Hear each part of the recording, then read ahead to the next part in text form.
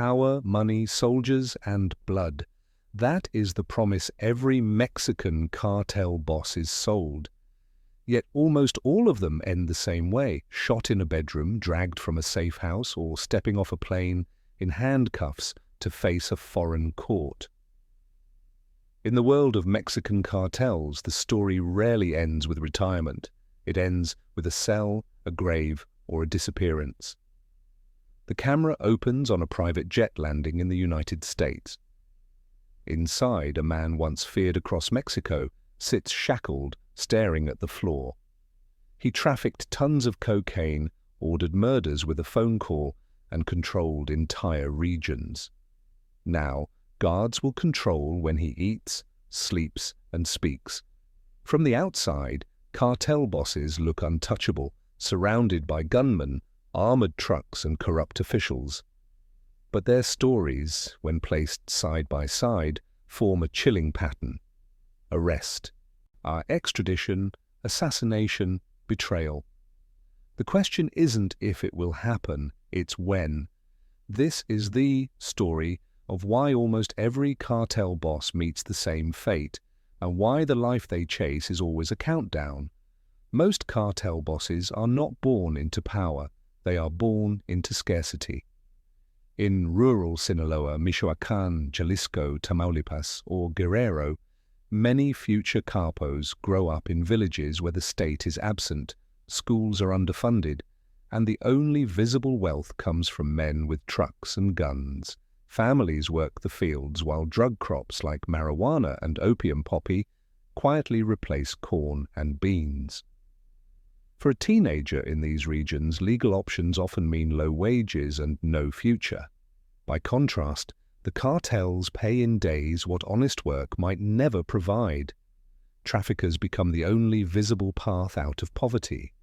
They sponsor local festivals, hand out cash, and present themselves as providers. In that environment, crime is not just a temptation, it becomes normalized as a career path. The first step is rarely glamorous. Many start as lookouts, drivers, or couriers, moving packages along remote dirt roads. But every successful delivery is a lesson. The state is distant, the bosses are rich, and loyalty is rewarded with money, weapons, and status. Early involvement in cartel structures often begins with a simple favor. A neighbor asks a young man to watch a road and report if soldiers appear. Another is asked to carry a suitcase, drive a vehicle across town, or transport cash. Each small crime lowers the barrier to the next one. From there, responsibilities escalate.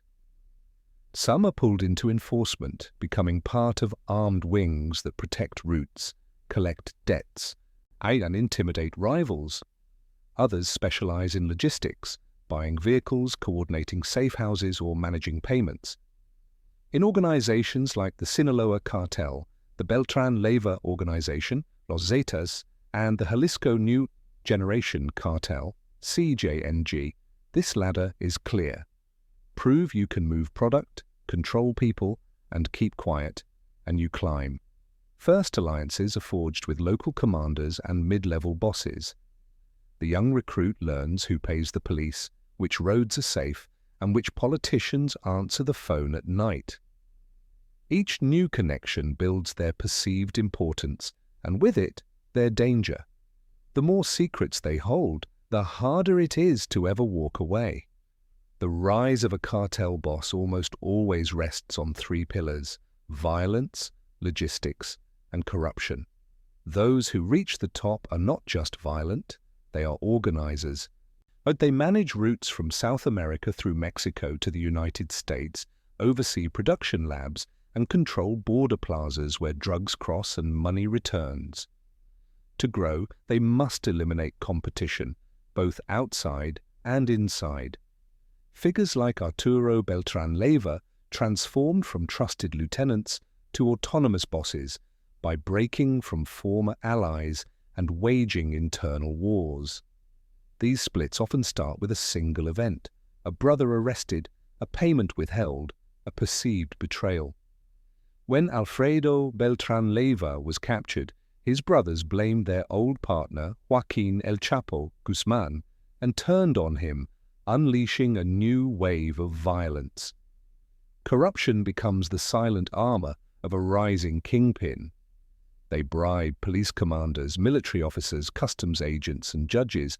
Mayors and governors are pressured or bought to look the other way. As in some cases, prosecutors and judges stall extradition orders for years, allowing bosses to operate from prison cells or negotiate their survival. At this stage, the boss seems unstoppable. Their name inspires fear. Their word decides life and death. But with every territory captured and every enemy crushed, one invisible enemy grows: attention. From rival cartels, from the media, and from the governments of Mexico and the United States. At their peak, cartel bosses live as if they are states within the state. They control entire regions, impose curfews, tax businesses, and decide which politicians can campaign in their territories. Convoys of armored trucks and heavily armed men enforce their will. They travel with multiple layers of security and safe houses prepared in every city they touch. The money is staggering. Leaders of organizations like CJNG and Sinaloa have generated billions of dollars in drug proceeds, laundered through front companies, real estate, and international banking networks. One co-founder of CJNG was ordered by a U.S. court to forfeit over $6 billion, an amount that hints at the unseen profits these organizations generate. At this height, bosses often cultivate a mythos. Some present themselves as protectors of the poor, funding local projects and religious events. Others adopt extreme violence as their signature, spreading terror through displays of brutality. Yet beneath the mythology is a simple truth. Everything now depends on constant control. Control of territory, of subordinates, of information. The moment that control cracks, the fall begins. Every cartel empire eventually weakens from three directions: internal betrayal, state pressure, and international coordination. Inside the organization, fear replaces trust. As bosses become more paranoid, they reshuffle commanders, test loyalties, and sometimes kill their own men based on rumors. Ambitious lieutenants begin to wonder why they should risk their lives for someone else's fortune. Entire factions have splintered this way, as with the Beltran Leyva break from Sinaloa, or Los Zetas separating from the Gulf Cartel. From the outside, the state closes in. After Mexico militarized its fight against the cartels in the mid-2000s, the number of major drug lords captured or killed accelerated sharply. Marines and specialized police units began targeting high-value capos, tracking their communications and raiding their safe houses. 2 arrest lists over the past decade read like a roll call of once untouchable bosses, leaders of the Zetas, Knights Templar, Sinaloa, Gulf Cartel, and others, all either arrested or killed in operations. Then comes international pressure. The United States, facing overdoses and violence linked to drugs like cocaine, methamphetamine, and fentanyl, pushes hard for extraditions. Mexico in recent years has transferred dozens of cartel leaders to U.S. custody in coordinated operations, 29 in one wave, 26 in another, spanning organizations from Guadalajara to Sinaloa to CJNG and Los Zetas. The boss who once bribed local judges now faces a system that is harder to corrupt. In U.S. courts, several high-profile cartel leaders have received life sentences, sometimes plus additional decades, effectively ensuring they will die in prison. For others, the end comes faster in raids where gunfire replaces negotiations and resisting arrest becomes their final act. For almost every cartel boss, the fate is one of 3: death, prison, or disappearance. Death often arrives in a hail of bullets. Arturo Beltran Leyva, once one of Mexico's most powerful traffickers, was killed by Mexican Marines in a shootout inside a luxury apartment in Cuernavaca. Other bosses have died in similar operations, gunned down when security forces storm their safe houses or when rivals locate them first. Prison is the second ending, and it can be worse than death for those who built their identities on power. Many former cartel leaders have been extradited to the United States, where they lose the influence they once wielded in Mexican prisons. There, they face long trials, overwhelming evidence, and sentences that offer no realistic chance of release. What was once a global criminal empire is reduced to a concrete cell, a prison yard, and a number on a uniform. The third ending is disappearance. Some bosses vanish into the void of Mexico's conflict, killed and buried secretly, or disappearing after internal coups. Their bodies are never officially found, their deaths only rumored. Mexico's surge in homicides and disappearances has been so severe that it reduced male life expectancy in several states, a statistical reminder of the scale of the violence. In each of these endings, one pattern is clear. Almost nobody at the top walks away free.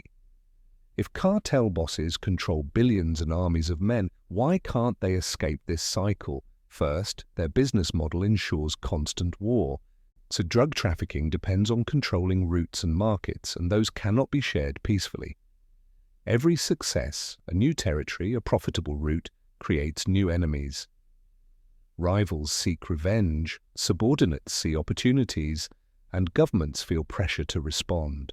The higher a boss climbs, the more visible he becomes, and the more people want him gone. Second, corruption has limits. Bribes can buy time, but not immunity forever. Political shifts, international pressure, and public outrage eventually force authorities to act. Legal maneuvers that once allowed bosses to delay extradition have been bypassed through new strategies and rapid transfers, stripping them of the protection they spent years building. Third, violence eats its own creators. Leaders who rule through fear breed organizations that only understand force. In that world, betrayal is a survival strategy. Today's loyal lieutenant is tomorrow's rival witness or new boss. When arrests come, some collaborators cooperate with authorities, trading secrets for reduced sentences. Each cooperating witness becomes another nail in the coffin of the man who once paid them. Finally, the human body has an unbreakable limit.